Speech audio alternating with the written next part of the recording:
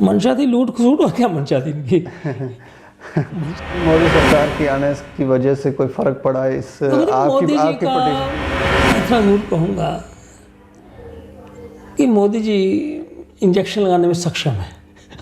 वो कर सकते। कुछ अखबारों में ऐसे भी लिखा है कि it is a mother of all scam, it is one of the biggest scam in the whole of India, not this state only. 1911 में हम शुरू हुए और ज़िंदगी के बेहतरीन 9-9.5 साल हमने कोर्ट्स में के धक्के कोर्ट्स में लगा दिए। नहीं हो चलो कोई बात नहीं, मैं तो कर्म करने में विश्वास करता हूँ और जो भी हमारा लीगल सिस्टम है वो आपके सामने, उसके बारे में मैं कुछ नहीं बोल सकता। जो भी बेनिफिशियरी है इसमें कोई भी हो, मुझे कोई इसमें हिचकिचाहट नहीं है बीजेपी का नाम लेने के, क्योंकि मैं कोई I am not a political person. हमारे समाज के लिए इन द लॉन्ग रन अच्छा होगा कि जो भी हैं वो बात स्पष्ट होनी चाहिए। और मैं यहाँ तक कह दूँ ये स्कैम भी गवर्नमेंट ने एक तरीके से खुद ही किया हुआ है ना। नमस्कार दोस्तों, मैं हूं दीपक सिंह, दैनिक स्टेट समाचार से। एक बार फिर से आज रोशनी एक्ट पे बात करेंगे और उसकी वजह है कि सबसे पहली जो पिटीशन दायर हुई वो कब हुई, हम उसकी जानकारी आपको दे दें। 2011 में ये पिटीशन दायर की गई और प्रोफेसर एसके भल्ला की तरफ से ये दायर की गई थी। और उसके बाद 2014 में एडवोकेट अंकुर शर्मा जो थे उन्होंने भी कुछ में बीच में जो इश्यूज़ थे उन्होंने भी रेज़ किए। और इसमें जो काफ़ी बड़े बड़े लोगों के नाम आ रहे हैं, नेताओं के नाम आ रहे हैं, क्या उससे जो पहले पिटीशनर हैं क्या वो उससे संतुष्ट हैं, या ऐसा लग रहा है कि इसके बीच में भी कोई राजनीति हो रही है, षड्यंत्र हो रहे हैं और बड़े बड़े लोगों के नाम या कुछ पॉलिटिकल पार्टी जिनका बहुत बड़ा वर्चस्व है उनके नामों को छुपाया जा रहा है, राजनीति हो रही है। इस पर चर्चा करना ज़रूरी है और चर्चा करने के लिए हमारे साथ है प्रोफेसर एसके भल्ला जो चेयरमैन है civil vigilance cell Jammu Kashmir के। यही वो प्रोफेसर हैं जिन्होंने फर्स्ट टाइम 2011 में रोशनी एक्ट के विरुद्ध एक पिटीशन दायर की थी हाई कोर्ट में। सर आपका बहुत बहुत स्वागत है। धन्यवाद जी। अच्छा, मैं आपसे ये जानना चाहूँगा कि किस तरह का सफ़र रहा और क्या आप जो रोशनी लैंड स्कैम के अंदर जो भी चीज़ें, जो तथ्य अभी बाहर आ रहे हैं, लोगों के नाम बाहर आ रहे हैं, उससे आप संतुष्ट हैं? बड़ा स्पष्ट प्रश्न पूछा आपने। अगर मेरे से पूछें तो ये नाम बहुत पहले आ जाने चाहिए थे जी, लेकिन कुछ इन लोगों ने हमारा इम्तिहान लेना था तो लिया, तो चलो कुछ कामयाबी मिली है हमें। मतलब 2011 में आपने किया, 2011 में हम शुरू हुए और ज़िंदगी के बेहतरीन 9-9.5 साल हमने कोर्ट्स में के धक्के कोर्ट्स में लगा दिए। नहीं हो चलो कोई बात नहीं, मैं तो कर्म करने में विश्वास करता हूँ और जो भी हमारा लीगल सिस्टम है वो आपके सामने, उसके बारे में मैं कुछ नहीं बोल सकता और ना बोलना चाहिए जी। अभी सारी पिक्चर बाहर इमर्ज नहीं हुई है।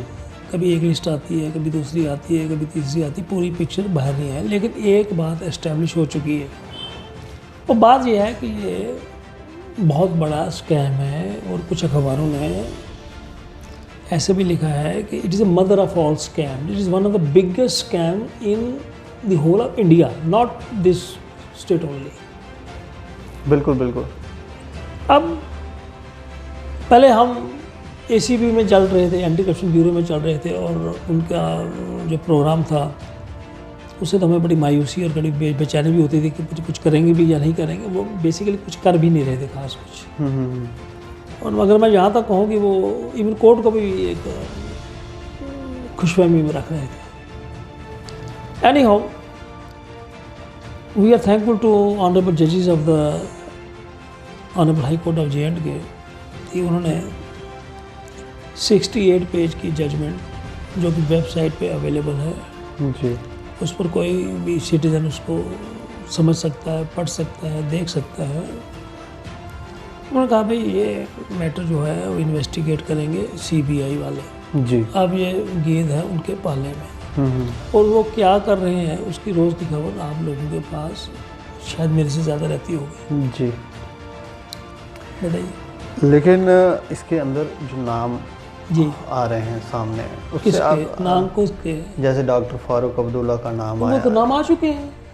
या कुछ आपको लगता है इसमें अभी और भी कुछ नाम है? क्योंकि पैंथर पार्टी वाले प्रदर्शन करते हुए देखे, उन्होंने कहा कि आरएस पठानिया का नाम छुपाया, बीजेपी के बड़े बड़े दिग्गज लीडरों के बात नाम ये है कि जो नाम आए हैं वो आपको भी पता, मुझे भी पता ना, आपको भी पता, मुझे भी पता है। लेकिन आपकी बात में भी वजन है कि अगर बीजेपी के भी कुछ लोग हैं उसमें, या उसके अलावा और भी कुछ हैं किसी और पार्टी के, तो वो भी, उनको भी ना, they should be also taken to task, उनका भी होना चाहिए ना हिसाब किताब। अब ये रोशनी स्कैम किसी खास पार्टी के लिए थोड़ी बना हुआ है। जो भी बेनिफिशियरी है इसमें, कोई भी हो, मुझे कोई इसमें हिचकिचाहट नहीं है बीजेपी का नाम लेने के, क्योंकि मैं कोई, I am not a political person, मैं तो वो, मेरा तो कोई लिंक ही नहीं किसी पोलिटिकल पार्टी के साथ। मैं एक सिंपल पटिशनर हूँ। बिल्कुल। मैं कहा ये स्कैम है, जो बीजेपी है, एनसी है, पीडीपी है, तो इंडिपेंडेंट है, तो पैंथर, मुझे क्या, पैंथर भी हो, मुझे क्या परेशानी है। लेकिन ये हमारे समाज के लिए इन द लॉन्ग रन अच्छा होगा कि जो भी हैं वो बात स्पष्ट होनी चाहिए। मैं ये पूछना चाह रहा हूँ आपसे कि 2011 में आपने पटिशन दायर की जी, तब सरकार कोई और थी, सरकारें बदलने से भी क्या क्या फर्क पड़ता है? हाँ, सरकारें बदल से हर सरकार की एक जैसी मानसिकता नहीं होती मेरे ख्याल में। कुछ नए प्लेयर्स आ जाते हैं, कुछ नए एक्टर्स आ जाते हैं। जैसे इस एक्ट को भी एक्सटेंड करना है, बार बार कुछ करते रहे, चलो वो मेरा एरिया नहीं है। हमारा एरिया तो यही था कि जो भी जितनी ज़मीन भी स्टेट लैंड और बाकी जो फॉरेस्ट लैंड और बाकी भी जो हैं उसमें एनक्रोचमेंट हुई है, ए ने की, बी ने की, सी ने की, वो रिट्रीव होनी चाहिए, वो वापस आनी चाहिए गवर्नमेंट के पास, गवर्नमेंट की प्रॉपर्टी गवर्नमेंट को जानी चाहिए। और मैं यहाँ तक कह दूँ, ये स्कैम भी गवर्नमेंट ने एक तरीके से खुद ही किया हुआ है। ना आपने लैंड ना उसको ग्रैब किया, ना मैंने किया। कुछ गवर्नमेंट के लोग होंगे ना जिन्होंने ये चीज़ फैसिलिटेट की, जिन लोगों के कारण जो हुआ, अपने आप को नहीं मेरा ख्याल कुछ होता, कुछ होंगे ना कुछ ऐसे लोग। मंशा समझ आई आपको इनकी, क्या मंशा थी? मंशा थी लूट खसूट, और क्या मंशा थी इनकी? मंशा क्या थी इनकी? मोदी सरकार के आने की वजह से कोई फर्क पड़ा है इस मोदी जी आपकी का? पटिशन? देखिए, I am not a BJP man, लेकिन मैं इतना ज़रूर कहूँगा कि मोदी जी इंजेक्शन लगाने में सक्षम है। वो कर सकते हैं, क्योंकि मोदी जी भी फकड़ आदमी है हमारी तरह। ये काम फकड़ आदमी ही कर सकता है। और जिसको अपनी दुकान बनानी है, मकान बनाना है, कोई होटल बनाना है, या कोई इंडस्ट्री खड़ी करनी है, वो कहेगा यार क्या, छोड़ो इसको, क्या करना है इसको। बात बड़ी स्पष्ट है, इसमें कोई ज़्यादा चक्कर नहीं कुछ भी। पीओ के डिस्प्लेस जो पर्सन है उनसे हमारी चर्चा हो रही थी इसी विषय पर, तो उन्होंने कहा कि हम लोग बहुत लंबे समय से ये कह रहे थे कि हमें सरकार ने ज़मीनें दे रखी थी, लेकिन उसके ऊपर गर्दौरी वगैरह हमारी नहीं थी, रजिस्ट्री नहीं थी। तो बाद में जब रोशनी एक्ट आया तो उसके तहत उन्होंने कहा जी आप भी रोशनी एक्ट के तहत आ जाओ, और कुछ 100 रुपये लिए या जो भी है। जी, उस वक्त तो उन्होंने कुछ दिया होगा, उनको कुछ कर दिया होगा उन्होंने अलॉटमेंट वगैरह, लेकिन शायद पीओ के वालों ने भी नहीं सोचा होगा कि ये डेवलपमेंट होगी। अब ये जो नल एंड वाइड किया गया, ये शायद ये पिछले गवर्नर साहब जो उन्होंने किया था, तो अब उसमें वो क्या करेंगे तो मैं क्या करूँगा। वो कह रहे हैं कि ज़मीनें पहले से ही हमारे पास थी, अब हमें भी कहा जा रहा है कि चलो खाली करो, तो ये हमारे साथ अन्याय है। तो जब मेरे साथ अन्याय हो रहा है या उनके साथ अन्याय हो रहा है, उस अन्याय को दुरुस्त करने के लिए उनको कोर्ट का दरवाज़ा खटखटाना होगा। वो कोर्ट में जाए, मुझे तो यही लगता है। अन्याय होता तो कहाँ में जाते हैं? कोर्ट में जाते हैं। तो कहाँ जाएंगे? खाली बात करने से या खाली शोर करने से कुछ नहीं होगा। लीगली प्रोसीड करें। ओहो, जो कोर्ट की बात है कोर्ट में जाएगी ना। अगर कोई गवर्नमेंट का कोई ऐसा ऑर्डर है और फिर वो कह रहे हैं जी ये हम ख़त्म हो गया, तो हम कहाँ जाएंगे? अगर हमें अच्छा नहीं लग रहा, कहाँ जाएंगे? हम कोर्ट में जाएंगे ना, या वो खुद कर दें, वो भी कुछ ऐसा कर पाएंगे। क्योंकि इसमें जो सारी चीज़ है ना, वो चल रही है हाई कोर्ट की जजमेंट के अनुसार। बिल्कुल। तो जहाँ से वहीं पे जाना पड़ेगा इनको। आगे क्या होगा मैं उसके बारे में कुछ नहीं कह सकता। मैं क्या कह सकता उसके बारे में कि what will be the view point of जजेस, वो क्या सोचते हैं इसके बारे में। कभी आपने ये सोचा था कि आप जो पिटीशन दायर कर रहे हैं ये एक समय पर इतना बड़ा बवाल क्रिएट लेकिन ये बात ये कई बार ये एक बड़ा लंबा सफ़र रहा। मैं खुद भी फेसबुक भी लिखता हूँ और मैं मीडिया के साथ भी बहुत जुड़ा रहा हूँ। लिखता ज़्यादा मैं इंग्लिश में ही था क्योंकि मैं इंग्लिश का प्रोफेसर था, बाद में प्रिंसिपल रिटायर हुआ। तो काफ़ी मैंने इस पर कमेंट्री अपने हिसाब से की हुई है और आगे भी जब तक है ताकत करते रहेंगे कमेंट्री। कई बार मायूसी बेचैनी हुई क्योंकि सफ़र बहुत लंबा हो गया था। 9-9.5 साल एक बहुत बड़ी एक समय होता है जी। और पता नहीं, मुझे कोई इतनी ज़्यादा जानकारी नहीं, मैं वकील नहीं हूँ, लेकिन ये इतनी बड़ी लिटिगेशन इतने साल लंबी और ख़ासकर एक पब्लिक इंटरेस्ट लिटिगेशन इतने साल कोई और भी कहीं हिंदुस्तान में चली हो मुझे कोई जानकारी वैसे बिल्कुल है नहीं। लेकिन मेरे ख्याल में J&K में इतनी लंबी कोई पॉलिटिकल PIL कोई शायद नहीं चली होगी, तो मुझे कोई आइडिया मेरा जो रफली आइडिया है। लेकिन हम चलते रहे। कई बार मायूसी थी, लेकिन फिर भी कहते हैं होप अगेंस्ट होप, शायद कुछ हो जाए। तो जो हुआ वो आपके सामने ही। अब राजनीति हो रही है इसके ऊपर, बड़े बड़े टीवी चैनलों के ऊपर बहुत। देखिए बात यह है कि हमारे मुल्क में ये प्रॉब्लम है कि यहाँ पे क्रिमिनलिटी डिटेक्ट हो या ना हो, राजनीति सबसे पहले होती है। और जो टीवी वाले हैं वो जज भी बन जाते हैं, वकील भी बन जाते हैं खुद ही। हाँ, उनको एक मीडिया ट्रायल करना होता है। उनके भी अपने मसले होते हैं। अब क्या मैं कहूँ उनके बारे में, उनको भी इंजेक्शन लगाने होते हैं। वो कहते हैं हम भी लगा लें इंजेक्शन, बहती गंगा में हम भी हाथ धो लें। अगर आप ये सीधा अब हम पर नहीं मैं आप पे मैं कोई उंगली नहीं उठा रहा हूँ सब पर। नहीं, मैं जनरल बात कर रहा हूँ। मैं किसी पर उंगली नहीं उठा रहा, एक जनरल है ना। मीडिया ट्रायल भी होता है ना मार्केट में वर्ड मीडिया ट्रायल। वो कहाँ से आया? मैंने तो नहीं बनाया। वो पता नहीं कहाँ से आया, वो मुझे नहीं पता कहाँ से आया। क्योंकि मुसीबत तो है ना जी। मेरे भी 4 दोस्त होंगे, 10 दुश्मन होंगे, आपके भी होंगे, इनके भी होंगे। तो कोई बात नहीं, कर लो थोड़ा सा। अब लेकिन उसमें बताओ क्या होता है, उसमें थोड़ी देर के लिए वाहवाही हो जाती है, थोड़ी देर के लिए, लेकिन लॉन्ग रन में हमारे समाज को नुकसान होता है, जो मैं समझता हूँ। समाज को अगर हम समाज के को लॉन्ग रन में देखें, उसको उस तरीके से देखें, उसमें नुकसान होता है। हमें अधिकार नहीं है ऐसे फिल्म ट्रायल करने का। अभी जो हो रहा है, क्या वो मीडिया वालों को वैसा कुछ करना चाहिए या वो शांति बनाए या कुछ नए डायरेक्शन? मेरे कहने से तो कोई मीडिया वाले शांति बनाने वाले नहीं हैं कि मैं कह दूंगा जी वो शांति बना लेंगे। उनको अपना काम करना है। लेकिन मैं एक जनरल बात कर रहा हूँ। मेरी एक जनरल बात है कि पिछले दिनों में मीडिया के बारे में भी बड़ी बातचीत हुई है मतलब सिस्टम में, और बहुत बड़ी हुआ है। अब उसके बारे में मैं ज़्यादा नहीं बोलना चाहता, लेकिन इन द लॉन्ग रन की बात कर रहा हूँ कि हमें कुछ लॉ को मानना पड़ेगा और मानना भी चाहिए।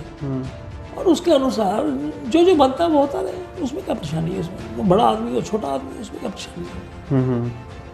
बाकी वो मीडिया वालों को क्या करना है, उनको खुद अपना वो लक्ष्मण रेखा देखनी चाहिए, हमें कहाँ तक जाना है कहाँ नहीं जाना है।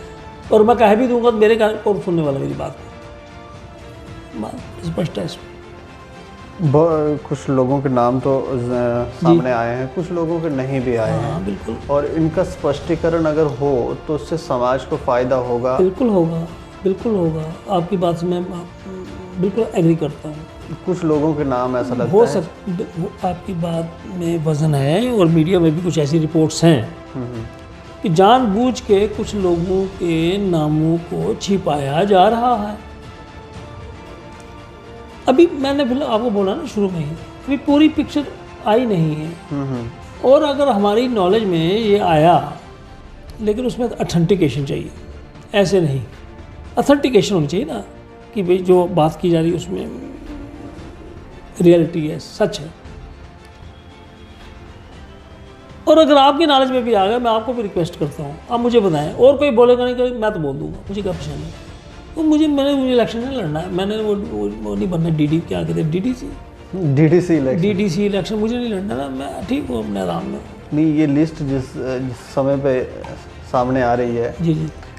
इस समय यहाँ चुनाव हो रहे हैं और इस चुनाव के दौरान हमने ये भी देखा कि डॉक्टर फारूक अब्दुल्ला का नाम आया, तो उसके वहाँ पर भारतीय जनता पार्टी के युवा मोर्चा के लोग जो थे वो वहाँ प्रदर्शन करने पहुँच गए और बाद में वो ये कह रहे थे भारतीय युवा मोर्चा ने प्रदर्शन किया, चलो किया तो किया, लेकिन जो बीजेपी के लोग जो बड़े कलाकार हैं उनके भी ज़रा कर दो ना प्रदर्शन, नुकसान क्या उसमें, लाओ ना। पर अगर सच्चाई सफाई की बात करते हो, बस पिक्चर क्लियर होनी चाहिए, फिर वो किसी भी पार्टी का हो, मैं वही तो कह रहा हूँ, जो गलत है वो गलत है। ओहो, कोई भी गलत है, ABCD, कोई भी, कोर्ट ने ये थोड़ी लिखा है कि वो इस पॉलिटिकल पार्टी को पकड़ो या उसको, उन्होंने सिंपली कहा है जिसने भी गलत तरीके से ज़मीन को हथियाया हुआ है, लैंड ग्रैबर, उन्होंने तो लैंड ग्रैबर लिखा, और ये तो लिखा बीजेपी के land grabber, NC land grabber, ये तो मैंने तो पढ़ा नहीं, जजमेंट मैंने तो नहीं पढ़ा कम से कम।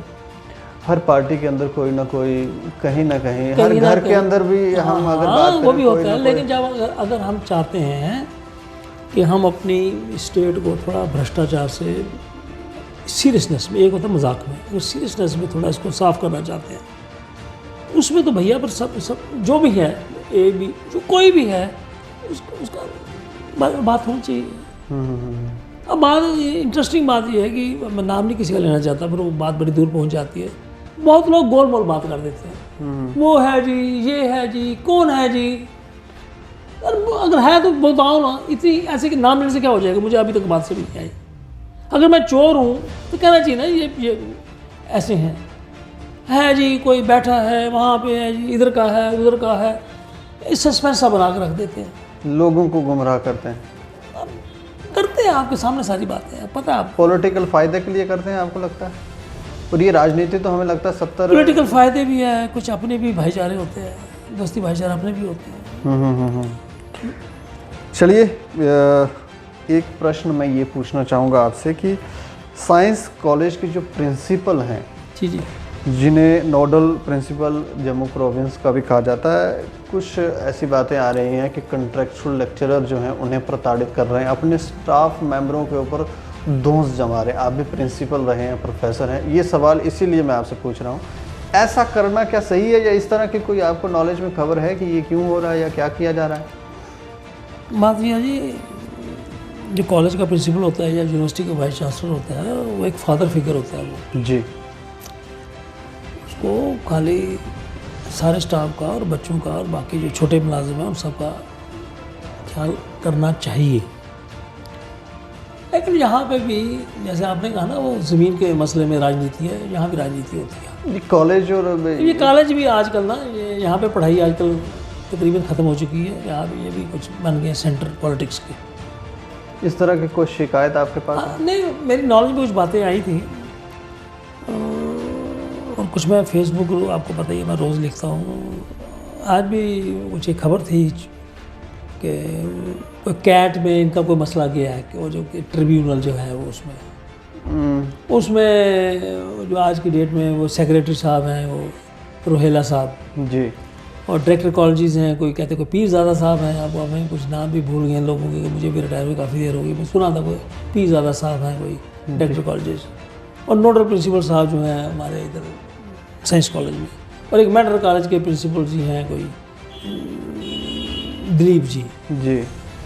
इन लोगों को नेक्स्ट डेट ऑफ हियरिंग पे उनको बुलाया गया है जी, और बुलाया किसके लिए गया है, जो बड़ी बात, बड़ी थोड़ी मायूसी वाली है, वो कह रहे हैं जी हम आपको चार्जेस फ्रेम करेंगे। अब आप ये मुझे बताओ किस तरह के चार्जेस? जिन लोगों के साथ बेइंसाफ़ी हुई उनके मसले में चार्जेस फ्रेम होंगे, उन्होंने कुछ गलत किया होगा, और कहते, और मेरे सुनने में ये आया कि कोर्ट ने कुछ आर्डर पास किया था, उन्होंने वो इम्प्लीमेंट नहीं किया, उसको बराबर नहीं, उसको जैसे करना चाहिए था उसको नहीं किया, तो कोर्ट के पास तो पावर है ना, मेरे पास तो नहीं है पावर, कोर्ट के पास तो पावर है जी कि वो कंटेम्प्ट का बनाते हैं सिस्टम। जब उन्होंने कंटेम्प्ट का बनाया तो उसमें एक प्रॉपर प्रोसीजर है, वो चार्जेस वगैरह लगते हैं। अब सवाल ये है कि इतना बड़ा डिपार्टमेंट, इनके पास लीगल पैराफर्नेलिया भी है, इतने बड़े बड़े ये लोग पोजीशंस होल्ड करते हैं, और बाद में हालत ये है, एक तो बात ये है और दूसरी, और ये जो कॉन्ट्रेक्चुअल लोग हैं जी इनके बारे में भी, खासकर जो कॉलेजेस के, को मैं कॉलेज में रहा हूँ सारी उम्र, इनके बारे में भी कोई इनकी क्लियर कोई पॉलिसी नहीं, इनका करना क्या है भाई, ये कितनी देर कॉन्ट्रेक्चुअल रहेंगे, लाइफ लॉन्ग कॉन्ट्रेक्चुअल रहेंगे। मेरे पास जहाँ भी ऐसे भी लोग मुझे कॉन्टैक्ट करते हैं जी, वो 15-15 साल हुए कॉन्ट्रेक्चुअल चल रहे हैं, तो कभी वो पक्के भी होंगे या नहीं होंगे, या उनको नहीं करना कुछ भी, क्या करना, कुछ प्रोग्राम होना चाहिए ना, कुछ नहीं करना तो 10+2 कॉन्ट्रैक्ट कुछ भी करना है, कुछ करो ना, जो भी करना करो। अच्छा, और दूसरी बात यह है कि जो आपने दूसरा वो कुछ लफ्ज़ बोला है, प्रताड़ना, कुछ ऐसे बोला है जी। देखिए जी, फिर वही बात मैं कहूँगा जो एक हमारे एक मेहरबान ने पिछले दिनों में लिखा था, इस हवा में सब नंगे हैं। अब क्या बोलो, किस किस की बात करें, क्या क्या करें। तो आपके माध्यम से जो आप आए हैं, I am highly obliged to you, आपके माध्यम से मेरा यही एक छोटी सी गुजारिश है, हायर एजुकेशन डिपार्टमेंट के जो हमारे वो सेक्रेटरी साहब हैं और प्रिंसिपल साहब हैं, कि कभी अपने अंदर भी झांक लेना चाहिए। देखा ये काफ़ी है कहना, कभी अपने अंदर भी झांक लेना चाहिए। बिल्कुल बिल्कुल, बस इतनी बात है, ज़्यादा नहीं बोल सकता मैं। चलिए प्रोफेसर साहब, शुक्रिया हमें समय देने के लिए। धन्यवाद, आप आए, मेहरबानी, शुक्रिया आपका। तो एक तो चर्चा हम रोशनी एक्ट पे कर रहे थे, लैंड स्कैम, काफ़ी बड़ा लैंड स्कैम है, और जो सबसे पहले पटिशनर हैं प्रोफेसर एस के भाला जी हमारे साथ थे, काफ़ी अच्छी बातचीत की, और उन्होंने कहा कि अभी पिक्चर क्लियर नहीं हुई है, और लॉन्ग टर्म में अगर हम देखें तो ये पिक्चर क्लियर होनी चाहिए, और पार्टीबाजी को छोड़कर जो भी लोग इसमें शामिल हो, चाहे वो किसी भी पार्टी से हो या किसी भी संस्था से ताल्लुक़ रखते हैं, उन सब को सामने उनकी लिस्ट जो है सार्वजनिक करनी चाहिए, और उनके ऊपर भी वही उसी तरह के मुकदमे चलने चाहिए जिस तरह के बाकी वालों के या विपक्षी पार्टियों के ऊपर चलाए जा रहे हैं। तो पिक्चर क्लियर होगी अगर हमारे सिस्टम के अंदर, हमारी बड़ी बड़ी पार्टियों के अंदर ही करप्ट लीडर होंगे, अगर उनको बाहर नहीं निकाला जाएगा तो ये करप्शन ख़त्म नहीं होगी, ये बढ़ेगी, और इसकी लॉन्ग टर्म में बड़ी बड़ी पार्टियों को ही खमियाजा भुगतना पड़ेगा, चाहे वो फिर कोई भी हो। ये एक चर्चा थी। और दूसरा, साइंस कॉलेज के अंदर जो कॉन्ट्रैक्चुअल लेक्चरर या बाकी लोगों को प्रताड़ित किया जा रहा है, ऐसा करना, जैसे प्रोफेसर साहब ने कहा कि ऐसा करना गलत है, ऐसा ना करें। अपने घिरेवान में ज़रूर झांकें ताकि दूसरों पर कीचड़ उछालने से पहले हमें ये पता हो कि हम कहीं ना कहीं गलत हैं और उसे ठीक करें, फिर दूसरों को कहें तो हमें लगता है कि हम समझ पाएंगे कि दूसरे की भावनाएं भी आहत होती हैं। बाकी आपका इस सारे विषय पर क्या मानना है, क्या सोचना है, हमें ज़रूर बताएं। बाकी आप देखते रहें दैनिक स्टेट समाचार। मुझे और मेरे सहयोगी राजीव गुप्ता को दें इजाज़त। नमस्कार।